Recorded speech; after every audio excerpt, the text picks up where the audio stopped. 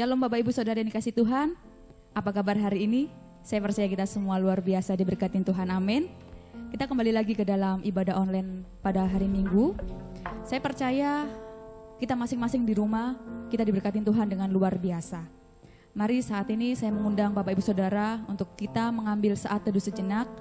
Kita mendalami dengan kasih Tuhan, karena kasih Tuhan yang luar biasa dalam kehidupan kita.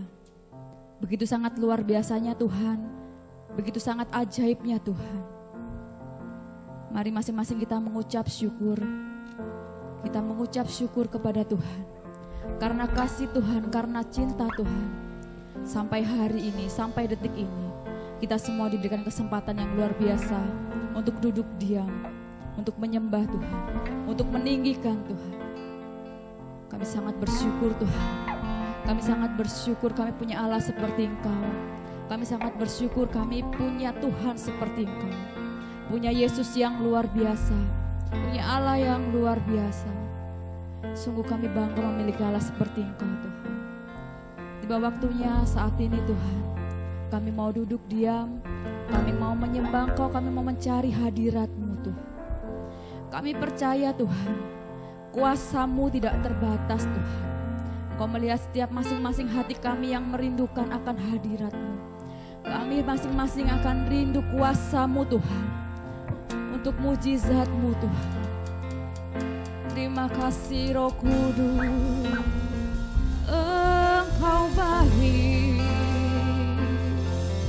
Haleluya. Kau duduk bertata atas pujian penyembahan kami. Terima kasih Yesus, Allah yang kudus, Allah yang baik. Terima kasih Yesus. Kau Allah yang kudus, Kau Allah yang kudus, di tata suci-Mu kami menyembah. Nama-Mu kami sanjung Tuhan. Disanjung sebab kuasa-Mu nyata sempurna Tuhan. Nyata sempurna, kami puja Engkau Raja mulia. Kau Allah yang kudus, Kau Allah yang kudus, di tata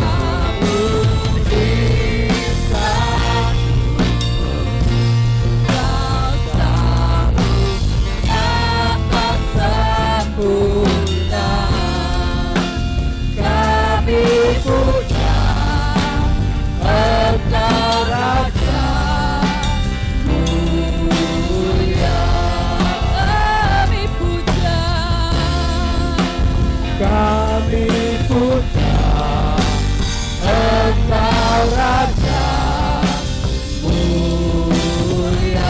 Kami puja, Kami puja, Engkau Raja mulia.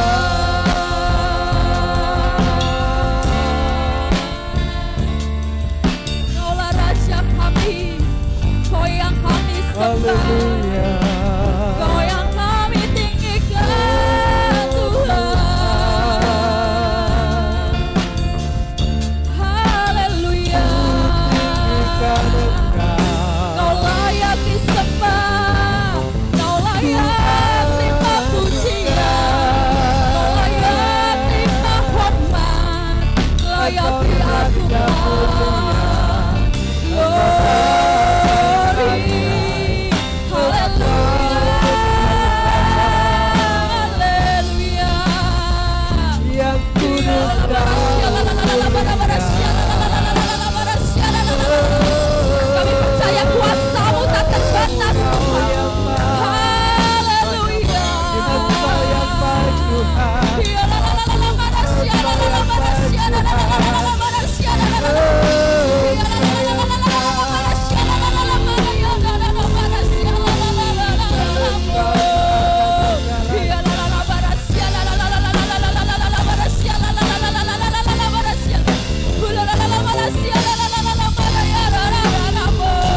Kau menjamah setiap kami Tuhan. Haleluya, haleluya. Layak Kau disembah Tuhan, layak Kau ditinggikan, layak Ku terima hormat, layak Ku diagungkan. Raja segala raja, haleluya, haleluya, haleluya.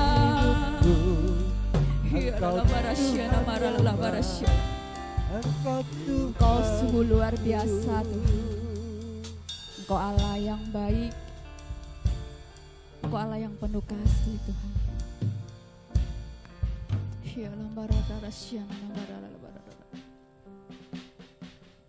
Terima kasih.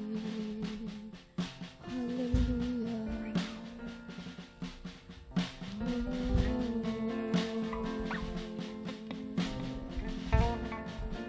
Cinta-Mu yang sungguh dalam Tuhan, kasih setia-Mu yang sungguh luar biasa Yesus.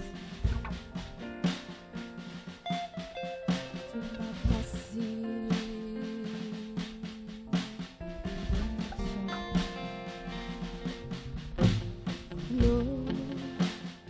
Glory, haleluya. Glory, haleluya. Mari bersama kita bangkit berdiri, kita nyatakan glory, glory, haleluya. Haleluya,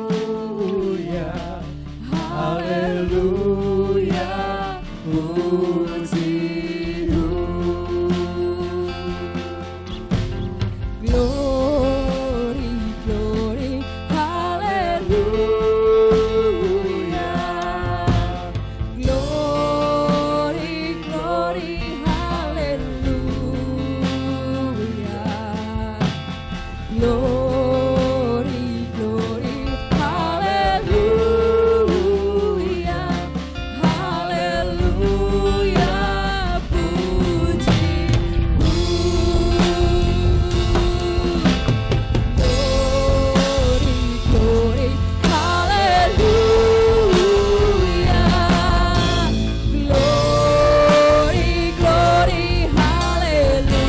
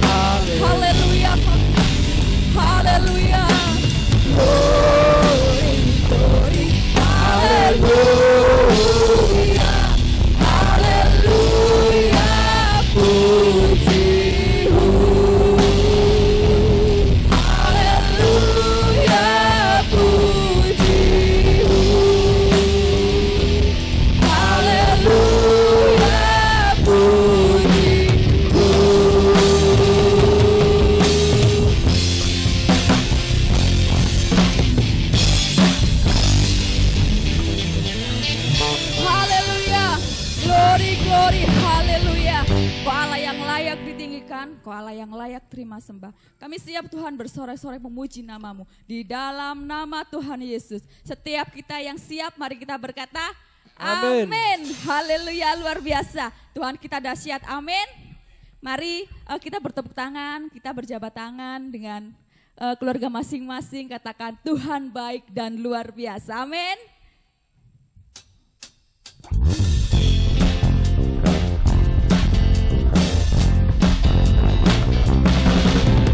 Besarkan nama Tuhan, pujilah Dia.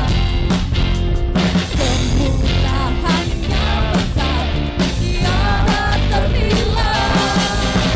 Aku tak dapat balas betapa besar kasih-Nya. Oh, besarkanlah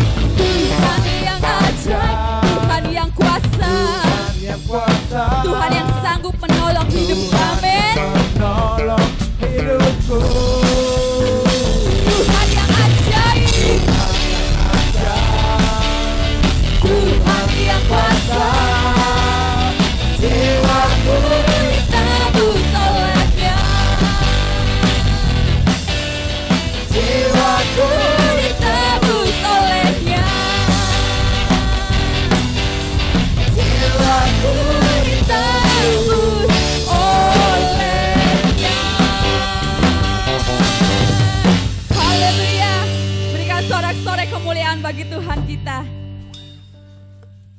Ya, silakan duduk Bapak Ibu Saudara. Mari kita siapkan hati dan pikiran kita. Kita akan mendengarkan firman Tuhan. Firman yang akan disampaikan oleh hambanya. Mari masing-masing kita meminta belas kasihan dari Tuhan. Supaya firman yang telah disampaikan dapat melekat dalam hidup kita. Sebab kita adalah hamba. Kita harus taat. Kuasai hati pikiran kami Tuhan. Untuk kami akan mendengarkan firman-Mu. Ku tak membawa apapun juga saat ku datang ke dunia. Ku tinggal semua pada akhirnya saat ku kembali ke surga. Ku tak membawa apapun juga saat ku datang ke dunia. Ku tinggal semua pada akhirnya saat ku kembali ke surga. inilah yang ku punya, hati sebagai hamba yang mau taat dan setia padamu Bapa. Kemana akan ku bawa hati yang menyembah dalam roh dan kebenaran sampai selamanya. Inilah yang ku punya, Hati sebagai hamba yang mau taat dan setia padamu Bapa. Kemana akan ku bawa hati yang menyembah dalam roh dan kebenaran sampai selamanya. inilah yang ku punya, sebagai hamba Sebagai hamba yang mau taat dan setia padamu Bapa. Kemana akan ku bawa hati yang menyembah dalam roh dan kebenaran sampai selamanya. Jemaat katakan inilah yang ku punya. Ku punya hati sebagai hamba Haleluya. yang mau taat dan setia padamu Bapa. Kemana akan ku bawa hati yang menyembah dalam roh dan kebenaran sampai selamanya. Inilah yang ku punya, hati sebagai hamba yang mau taat dan setia padamu Bapa. Kemana akan ku bawa hati yang menyembah dalam roh dan kebenaran sampai selamanya. Dalam roh dan Kebenaran sampai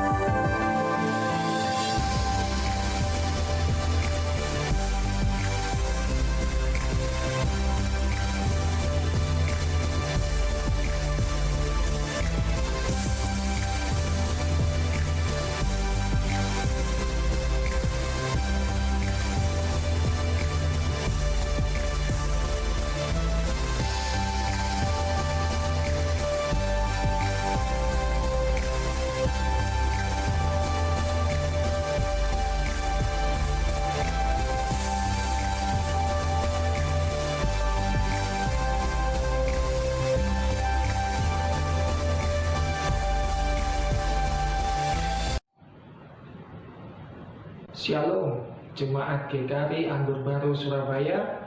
Senang sekali dapat bersekutu bersama. Sebelumnya mari kita akan berdoa terlebih dahulu sebelum kita mendengarkan firman kebenarannya. Mari kita berdoa. Tuhan, berkati pelayan Tuhan di GKRI Anggur Baru Surabaya yang melayani pada hari ini. Kiranya buah dan upah pelayanan mereka mempermuliakan Tuhan senantiasa. Dan yang kedua, selanjutnya hamba berdoa lawati jemaat Tuhan di GKRI Anggur Baru Surabaya yang beribadah pada hari ini. Kiranya firman Tuhan menjadi tuntunan kepada hidup yang baru dan hidup yang kekal. Amin. Dan pada hari ini kita akan belajar satu kebenaran firman Tuhan yang terambil di Mazmur 1 ayatnya yang ketiga. Mari kita baca ayat Alkitab ini secara bersama-sama. Mazmur 1 ayatnya yang ketiga. Firman Tuhan berbunyi demikian. Mazmur 1 ayatnya yang ketiga. Ia seperti pohon yang ditanam di tepi aliran air, yang menghasilkan buahnya pada musimnya, dan yang tidak layu daunnya, apa saja yang diperbuatnya berhasil. Sekali lagi kita akan baca, ia seperti pohon yang ditanam di tepi aliran air, yang menghasilkan buahnya pada musimnya, dan yang tidak layu daunnya, apa saja yang diperbuatnya berhasil. Sekali lagi, apa saja yang diperbuatnya berhasil. Ini ayat yang luar biasa yang akan menjadi berkat bagi kita sekalian. Dan sebelum jauh kita membahas dari apa yang menjadi pokok kebenarannya, terlebih dahulu mari kita belajar apa yang menjadi akar kata dari setiap asal kata. Saat ini kita akan belajar tentang akar kata dari asal kata. Tema yang diberikan dari ayat ini, yakni yang pertama, kata itu adalah berakar. Dalam bahasa Ibrani saras, dalam bahasa Yunani tesu. Berakar itu arahnya ke dalam. Sedangkan pokok kata yang kedua kita akan belajar, yaitu kata bertumbuh. Dalam bahasa Ibrani halak, sedangkan dalam bahasa Yunani ausano. Sedangkan bertumbuh itu arahnya ke atas. Dan yang ketiga, kita akan belajar asal kata dari berbuah. Dan di dalam bahasa Ibrani yaitu peri, dalam bahasa Yunani karpo, poreo, dan berbuah itu arahnya keluar.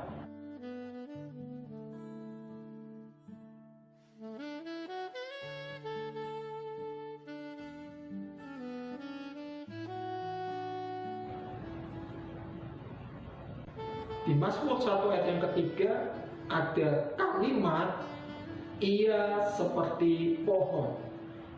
Ini menunjukkan sesuatu yang ada kaitan erat dengan berakar kuat. Kalimat itu adalah ia seperti pohon, di mana lebih jauh lagi kita bisa melihat apa yang menjadi relevansi daripada kalimat tersebut, yakni kata ia seperti pohon itu menggambarkan tentang eksistensi orang benar, menggambarkan tentang keberadaan orang benar, yaitu saudara dan saya yang telah dibenarkan di dalam karya daripada Allah Tritunggal tersebut. Selanjutnya, kata daripada kalimat ia seperti pohon apabila dikaitkan dengan ayat di Mazmur 92 ayatnya yang ke-13, orang benar akan bertunas seperti pohon korma, akan tumbuh subur seperti pohon aras di Libanon. Hal ini mengisyaratkan dan menghubungkan sesuatu yang luar biasa.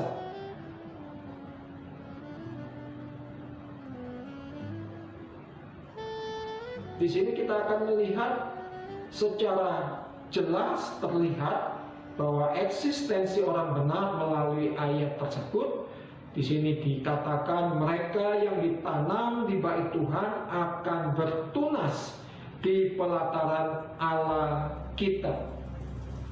Mereka yang ditanam di bait Tuhan akan bertunas di pelataran Allah kita. Apa yang dimaksud dari semua hal tersebut? Yakni tidak lain tidak bukan bahwa setiap orang benar itu digambarkan seperti pohon korma dan pohon aras. Ayat lanjutannya, pada masa tua pun mereka masih berbuah menjadi gemuk dan segar. Berbuah menjadi gemuk dan segar, itu yang menyukakan hati Tuhan, itu yang dikehendaki oleh Tuhan kita.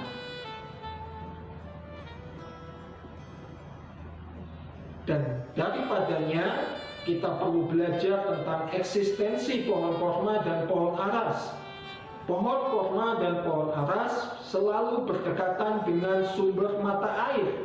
Apabila kita membaca di Keluaran 15 ayatnya yang ke-27 dan Bilangan pasalnya yang ke-24 ayatnya yang ke-6, di situ dijelaskan bahwa pohon korma dan aras berdekatan selalu dengan sumber mata air. Selanjutnya, kita perlu melihat dan menarik makna rohani dengan eksistensi orang benar yang relevan, yaitu orang benar harus mendekat dengan aliran air hidup, yaitu Roh Kudus yang akan mengalirkan firman Tuhan ke dalam hati masing-masing pribadi orang percaya. Sama seperti Yohanes 7 ayat 38 sampai ayat 39. Ya, selanjutnya kita akan belajar kalimat yang menunjukkan kepada sebuah sikap untuk berakar kuat, yaitu yang ditanam di tepi aliran air. Yang ditanam di tepi aliran air. Dan untuk menggambarkan apa kalimat tersebut, kalimat yang ditanam di tepi aliran air itu menggambarkan tentang sebuah kontribusi orang benar. Kontribusi tentunya memberi satu dampak yang nyata, memberikan satu dampak yang positif, memberikan satu dampak yang benar. Dan disinilah peran daripada orang percaya. Dan apabila dikaitkan dengan ayat di Mazmur 52 ayatnya yang ke-10, tetapi aku ini seperti pohon zaitun yang menghijau di dalam rumah Allah. Tetapi aku ini seperti pohon zaitun yang menghijau di dalam rumah Allah. Apa artinya? Apa maksudnya? Dan kita perlu tahu lebih jauh lagi bahwa ini menunjukkan sesuatu yang terlihat jelas bahwa kontribusi orang benar itu dibutuhkan. Ayat selanjutnya berkata, aku percaya akan kasih setia Allah untuk seterusnya dan selamanya. Jadi kontribusi tidak hanya berkata dulu atau dahulu, kemarin, tetapi sekarang dan sampai yang akan datang kita memberikan kontribusi. Dan kita sebagai orang benar, kontribusinya digambarkan seperti pohon zaitun. Dan ayat selanjutnya berkata, tetapi aku ini seperti pohon zaitun yang menghijau di dalam rumah Allah. Rumah Allah itu menunjukkan sesuatu yang menjadi kegemaran, menjadi sesuatu yang membuat setiap kita menjadi lebih produktif untuk menghasilkan sesuatu bagi kemuliaan nama Tuhan. Dan kita belajar melihat kontribusi pohon zaitun yang tercatat di Alkitab. Pohon zaitun itu berkontribusi untuk dipakai dalam membuat kerub di bait Allah. Itu tercatat di 1 Raja-Raja pasalnya yang ke-6 ayatnya yang ke-23. Pohon zaitun memiliki kontribusi. Apa kontribusi kita sebagai orang percaya? Apa kontribusi kita sebagai orang benar? Dan ayatnya akan mengajar kita, menunjukkan kepada setiap kita apa yang menjadi kontribusi orang benar.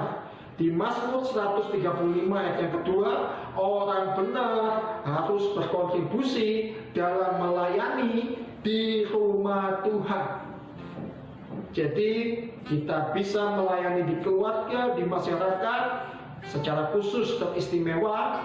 Jangan pernah lupa untuk melayani di rumah Tuhan.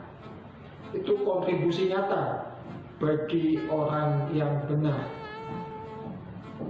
Untuk belajar bertumbuh sehat, kalimat "dan tidak layu daunnya" ini menjadi sesuatu yang penting untuk kita mengerti bahwa di balik kalimat tersebut ada makna yang menghubungkan satu dengan yang lainnya untuk kita mengerti kebenaran ilahi, kehendak Tuhan yang sejati. Dan menggambarkan apa anak kalimat tersebut. Dan tidak layu daunnya itu menggambarkan tentang relasi orang benar. Bagaimana hubungan kita dengan Tuhan, bagaimana hubungan kita dengan sesama, bagaimana hubungan kita dengan diri kita sendiri, itu terlihat dari apa yang menjadi kalimat yang tidak layu daunnya. Dan apabila dikaitkan dengan ayat di Yeremia pasal ke-17 ayat yang ke-8, dan bunyi firman Tuhannya yakni demikian, ia akan seperti pohon yang ditanam di tepi air. Ia akan seperti pohon yang ditanam di tepi air.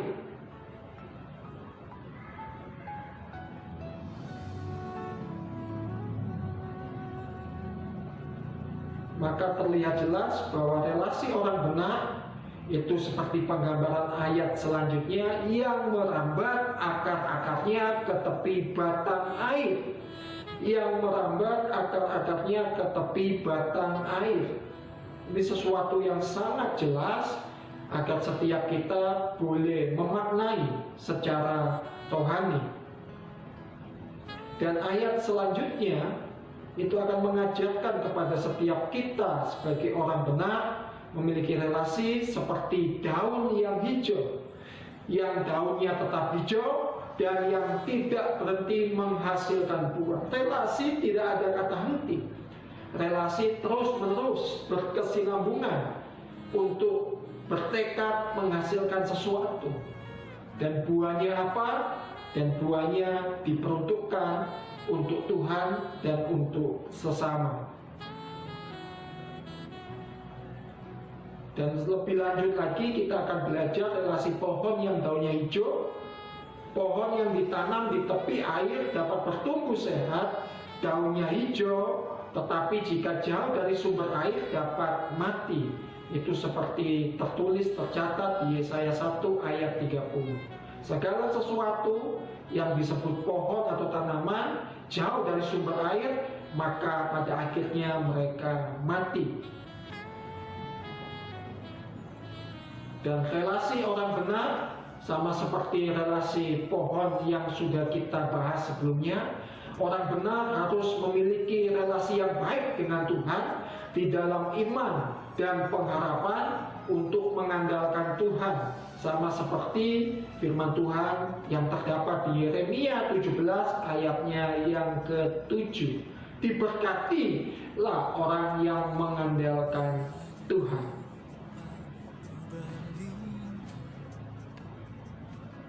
Dan untuk belajar di poin pokok kebenaran ketiga berbuah lebat, kalimat yang perlu kita bahas yaitu kalimat yang menghasilkan buahnya pada musimnya. Yang menghasilkan buahnya pada musimnya. Itu kerinduan Tuhan, itu juga kerinduan kita. Setiap musim tidak membatasi kita untuk menghasilkan buah bagi kemuliaan dan keharuman nama Tuhan. Dan semua itu menggambarkan tentang destinasi orang benar. Semua itu menggambarkan tentang sebuah tujuan perjalanan yang memiliki sebuah arah, perjalanan hidup yang memiliki sebuah tujuan. Artinya tidak sembarangan melangkah, dan semua itu diarahkan kepada sebuah destinasi atau sebuah tujuan. Dan untuk berbuah lebat, apabila dikaitkan dengan ayat di Yeskiel pasal 17 ayat yang ke-8, firman-Nya berbunyi demikian, namun ia ditanam di ladang yang baik, dekat air yang berlimpah-limpah. Namun ia ditanam di ladang yang baik, dekat air yang berlimpah-limpah. Dan ayat selanjutnya berbunyi demikian, supaya ia bercabang-cabang dan berbuah, dan supaya menjadi pohon anggur yang bagus. Maka terlihat jelas, bukan, bahwa destinasi orang benar itu harus menghasilkan buah. Buah yang bukan sembarang buah, tapi buah yang banyak, buah yang lebat, buah yang bagus. Seperti firman Tuhan yang barusan kita baca bersama. Dan di situ kita bisa melihat secara jelas bahwa destinasi kita digambarkan seperti gambaran pohon anggur. Sekarang mari kita beralih ke kisah Yesus. Dia datang memberitahukan bahwa dia adalah hidup yang kekal. Sekali lagi dia menganggap dirinya sebagai pohon kehidupan. Bahkan yang dia maksudkan, dia mengaku diri sebagai pokok anggur yang benar. Dan Yesus mengundang orang-orang untuk makan daging darinya. Dan dia mengundang orang-orang mempercayainya dan diubahkan oleh karena hidupnya. Yesus mengungkapkan betapa bejatnya manusia dan mereka sangat mencintai pohon-pohon duniawi. Yesus memberi orang-orang pilihan yang baru antara hidup atau mati. Dan kali ini mereka tidak hanya memilih kematian, bahkan mereka juga memilih untuk menyerang pribadi yang menopang semua kehidupan. Ya, Yesus dibawa ke puncak bukit di mana ia mati di pohon. Dan salib adalah hasil yang kejam dan menyedihkan dari keinginan manusia untuk melakukan apa yang baik di mata kita sendiri. Pohon kehidupan telah diatasi oleh kuasa maut. Memang seperti itu, tetapi Yesus berkata bahwa dia adalah benih kehidupan Allah yang akan mati di tanah tapi kemudian tumbuh menjadi tanaman yang menghasilkan banyak buah. Jadi untuk mengalahkan maut, Yesus melaluinya. Dan sekarang pohon kehidupan baru ini berdiri di depan kita semua. Kita dapat makan darinya, tetapi itu berarti melewati kematian seperti Yesus.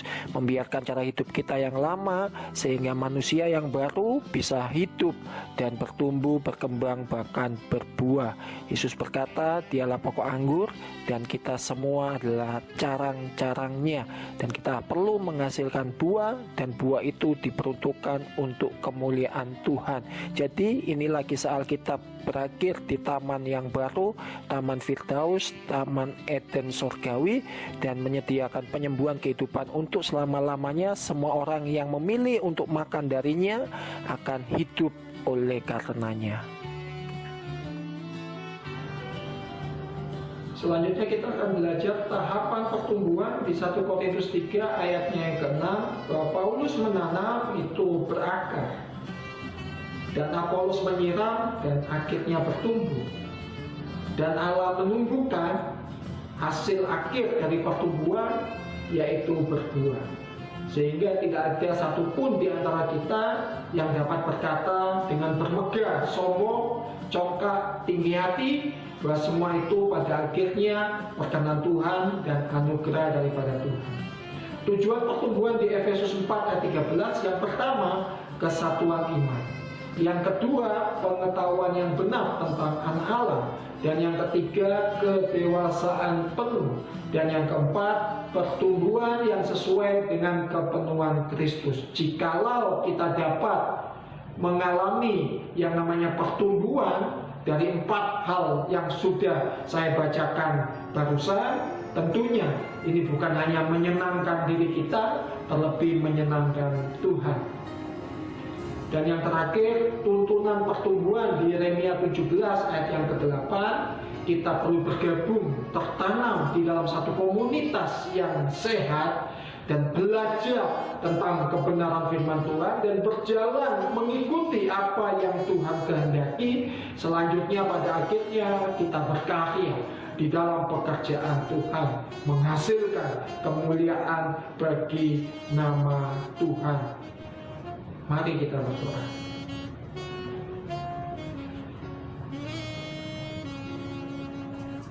Tuhan, hamba-Mu berdoa untuk berterima kasih, mengucap syukur atas kebenaran-Mu tentang hidup beradab kuat, bertumbuh sehat, dan berbuah lebat. Kiranya rencana-Mu jadi dalam kehendak-Mu semata-mata. Amin. Haleluya, luar biasa. Kita percaya bahwa firman Tuhan yang telah diberitakan memberkati kita semua. Amin. Terima kasih buat Bapak Pendeta Muda Bayu Sabda Kristanta yang telah melayani kita di ibadah online ini. Tuhan Yesus memberkati keluarga, pekerjaan, dan pelayanannya. Terima kasih Bapak. Mari Bapak Ibu Saudara, saya undang semuanya kita kembali mengucap syukur karena waktu kesempatan yang Tuhan sudah berikan untuk kita dapat beribadah. Mari bersama-sama kita mengucap syukur, kita mengucapkan terima kasih Tuhan buat kesempatan yang sudah Engkau berikan. Terima kasih Yesus. El Shaddai, El Shaddai, Allah Maha Kuasa. Dia besar, Dia besar. El Shaddai mulia.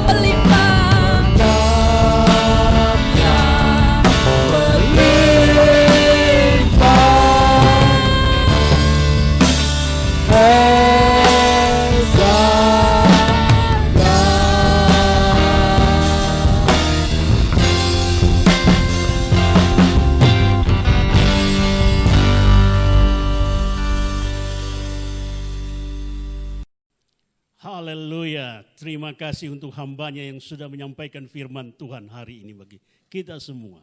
Mari kita berdoa, kita bersyukur untuk kebenaran firman Tuhan yang membawa kita pada minggu-minggu ini. Terima kasih Bapa di surga untuk pesan Tuhan bagi kami. Kami berdoa supaya kami umat-Mu yang berada di rumah juga diberkati Tuhan dan kami dipulihkan oleh keadaan situasi saat ini. Kami percayakan hidup kami ke dalam tangan-Mu Bapa. Terima kasih Tuhan, kami juga bersyukur untuk anak-anak Tuhan yang setia melayani sampai saat ini. Kami juga mau berdoa secara khusus untuk anak Riki yang berulang tahun pada minggu ini. Biarlah Tuhan memberkati dia secara khusus, Tuhan juga menyertai keluarganya, orang tuanya. Terima kasih Bapa. Kami mau berdoa untuk bangsa kami Indonesia. Tuhan, lindungilah bangsa kami. Berkatilah bangsa kami, jauhkanlah kami dari serangan virus ini. Biarlah kami boleh semua bangsa kami sehat, kuat untuk tetap setia kepadamu Tuhan. Terima kasih. Demikian juga gereja kami, GKRI Anggur Baru, diberkati Tuhan. Terima kasih Bapa, saudaraku yang kekasih, arahkanlah hatimu kepada Dia. Allah Sang Penebus yang setia memberkati engkau. Angkatlah tanganmu dan terimalah berkat-Nya. Berkat dari Allah Bapa, kasih dari Yesus Kristus Tuhan, dan kuasa Roh Kudus memberkati saudara hari ini sampai Tuhan Yesus datang kembali.